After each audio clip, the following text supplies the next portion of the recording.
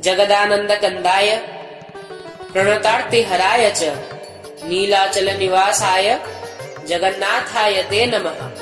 जय जगन्नाथ।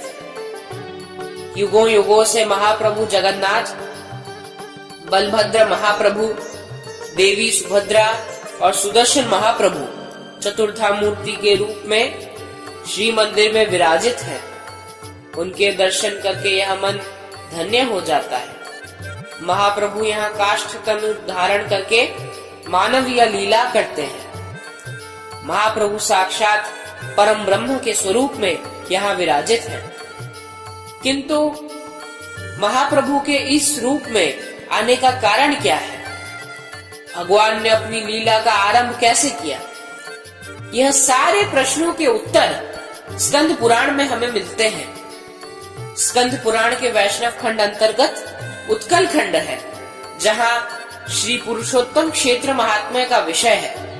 वहाँ भगवान जगन्नाथ के प्रकट होने के बारे में संपूर्ण भाव से आलोचना हुई है। हमने श्री पुरुषोत्तम क्षेत्र महात्म्य पर आधारित यह प्रस्तुति बनाई है, जहाँ जगन्नाथ जी के आविर्भाव पर संपूर्ण भाव से बताया गया है।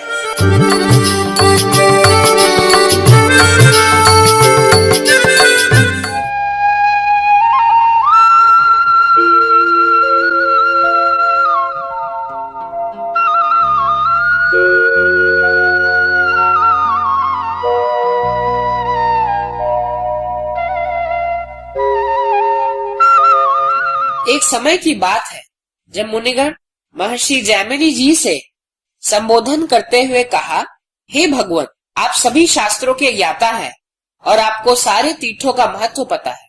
इससे पूर्व आप तीर्थ कीर्तन के दौरान आपने परम पवित्र श्री पुरुषोत्तम क्षेत्र का वर्णन किया, जहाँ लक्ष्मीकांत नारायण मानव लीला करने हेतु दारूमय कलेवर को धारण किया, जहाँ दर्शन मात्र से साक्षात मुक्ति और सकल तीर्थों का फल मिलता है।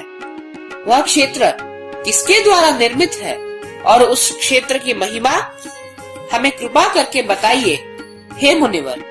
वही स्वयं नारायण भगवान जो परम पुरुष है, वहाँ ज्योति के स्वरूप में दारूमय रूप को लेकर पुरुषोत्तम क्षेत्र में क्यों विराजित है? आपके श्रीमुख से यह प्रसंग सुनने के लिए हमारा मन व्याकुल हो रहा है। आप एक सुवक्ता हैं और हम सभी के गुरु हैं।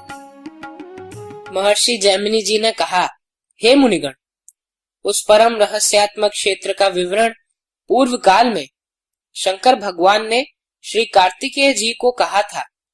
यह महिमा को कार्तिकेय भगवान ने मंदार पर्वत पर सिद्ध और देवगण के सामने वर्णन किया था। उस काल में मैं शंकर भगवान के पूजन हेतु वहां उपस्थित था। मैंने वहां जो सुना था उसका वर्णन कर रहा हूँ। ध्यान से श्रवण कीजिए। जो व्यक्ति विष्णु परायण नहीं है, उनके सुनने से मन में भक्ति नहीं आएगी। यद्यपि श्री जगन्नाथ सर्वव्यापी, सकल कारण और अन्य क्षेत्रों में से विशेष पापनाशक हैं, तथापि श्री क्षेत्र ही भगवान के शरीर के स्वरूप में विद्यमान है। इसी कारण यह क्षेत्र को सबसे श्रेष्ठ क्षेत्र कहा गया है। वहाँ भगवान स्वयं विग्रह के रूप में विराजमान है और उस क्षेत्र का नाम उनके नाम से विख्यात हुआ है। उस स्थान में जो व्यक्ति रहना चाहता है, उनके सारे पाप नष्ट हो जाते हैं और जो भाग्यवान व्यक्ति यहाँ वास करके श्री गदाधर के श्री विग्रह का दर्शन करता है, उनका सौभाग्य अपूर्व है। वह परम रमणीय आश्चर्य से परिपूर्ण क्षेत्र 10 योजन विस्तृत है और तीर्थराज सागर के जल से उठा हुआ है और बालू से घिरा हुआ है। उस क्षेत्र का मध्य स्थल पर एक नीला पर्वत अवस्थित है। बहुत दूर से इसका दर्शन करने से यह प्रतीत होता है जैसे यह पृथ्वी के स्तन स्वरूप है।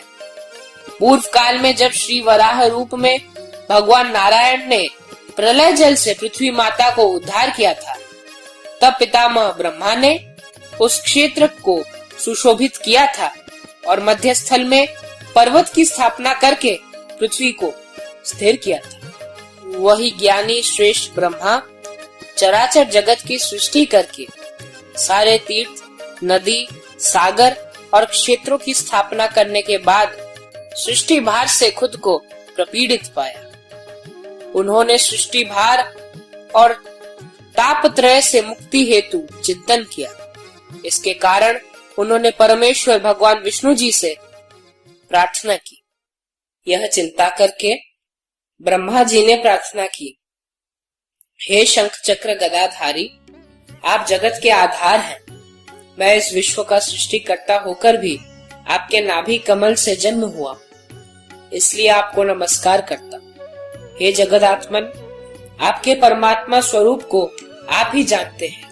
आपके माया से यह अखिल जगत का निर्माण हुआ है। आपके श्वास से उत्पन्न हुए हैं वेद। इन वेदों के आश्रय से मैंने सृष्टि का सृजन किया है।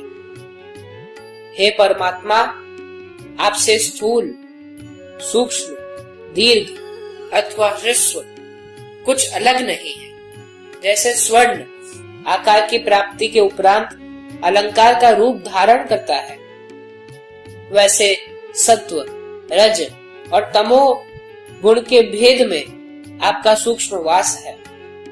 हे जगत प्रभु, आप ही सृष्टि करता है और आप ही सृष्टि से निकली हुई वस्तु।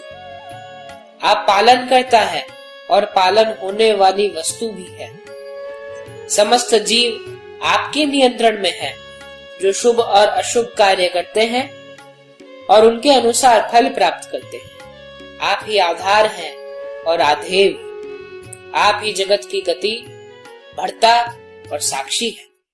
हे कृपामय, आप इस चराचर जगत के गुरु और समस्त जीवों का बीज स्वरूप है। हे जगन्नाथ, मैं सदैव आपका शरणागत हूँ। आज मेरे प्रति प्रसन्न हो जाइए।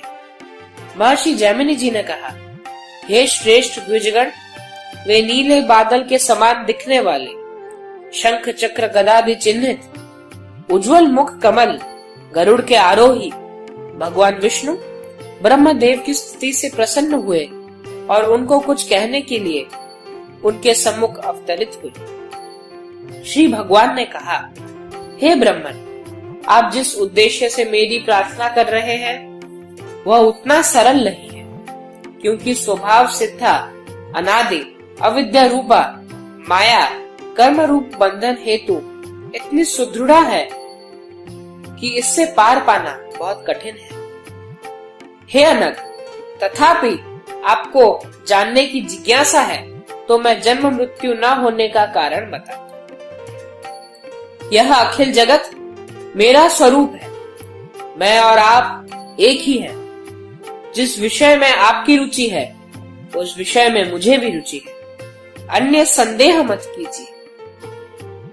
समुद्र के उत्तर तट पर और महानदी के दक्षिण में स्थित प्रदेश पृथ्वी के सकल तीर्थों का फल प्रदान करते हैं। हे ब्रह्मन, वह स्थान पर जो मनुष्य वास करते हैं वह प्रबल बुद्धिमान है और पूर्व जन्म के पुण्य कर्मों का फल उठा रहे हैं। जिन मनुष्यों का अल्प पुण्य है और मेरे प्रति भक्ति नहीं है, वह उस स्थान पर जन्म ग्रहण करने के लिए असमर्थ है। एकाम्र कानन से लेकर दक्षिण समुद्र पर्यंत प्रत्येक स्थान अपेक्षाकृत पवित्र और श्रेष्ठतम है। सिंधु तट पर वह स्थान जहाँ नील पर्वत शोभायमान है, वह स्थान परम गोपनीय है और आपके पक्ष के लिए भी वह स्थान दुर्लभ है। मेरे माया द्वारा आवृत यह क्षेत्र देवता और असुरों के लिए भी गोपनीय है। क्षय और अक्षय को लांघ कर यह पुरुषोत्तम क्षेत्र में मैं विराजमान हूँ। यह क्षेत्र सृष्टि और प्रलय के द्वारा प्रभावित नहीं होती है। हे पितामह, इस स्थान पर चक्रादि चिन्हित मेरे रूप को जिस भाव से आप दर्शन कर रहे हैं, उस पुरुषोत्तम क्षेत्र में भी आप मुझे उसी रूप में ही दर्शन कर पाएंगे। नीले पर्वत के मध्य भाग में श्री अक्षयवट के पश्चिम कोने जिस रोहिण नामक कुंड है, उसके तट के सम्मुख मुझे जिसने प्रत्यक्ष रूप से दर्शन किया, उस कुंड का जल को स्पर्श करके अथवा पान किया है, वह पवित्र और निष्पाप होकर मुक्ति लाभ करते हैं। आप उस क्षेत्र को यथाशीघ्र गमन कीजिए। वहां मेरे दर्शन पूर्वक ध्यानस्थ होने से आपको मेरे क्षेत्र के बारे में ज्ञान स्वतः ही प्राप्त हो जाएगा। वह स्थान वेद, संहिता, इतिहास और पुराण में मेरे माया के द्वारा गुप्त होकर सबके अज्ञात में है। वर्तमान आपके स्तुति से मैं प्रसन्न होकर मेरी कृपा से वह क्षेत्र सभी जीव गणों के समक्ष प्रकाश हो जाएगा। निर्मल स्वभाव के व्यक्तियों के व्रत, तीर्थ और दान के द्वारा जो फल प्राप्त होते हैं, उस क्षेत्र पर एक दिवस के वास से वह समस्त फल प्राप्त होते हैं। अगर एक क्षण का भी वास हो तो उन्हें अश्वमेध यज्ञ का फल प्राप्त होता है। हे विप्रगण, उस समय पर प्रभु पुरुषोत्तम ब्रह्मा जी को यह आदेश देने के उपरांत उस क्षण में ही अंतर्हित हो गए। नवनीरद सुंदर कांति तनु, शुभ तारक विग्रह रम्य हनु, अति वेळ समाकुल मह बने, जगदीश कृपांकुर दीन जने।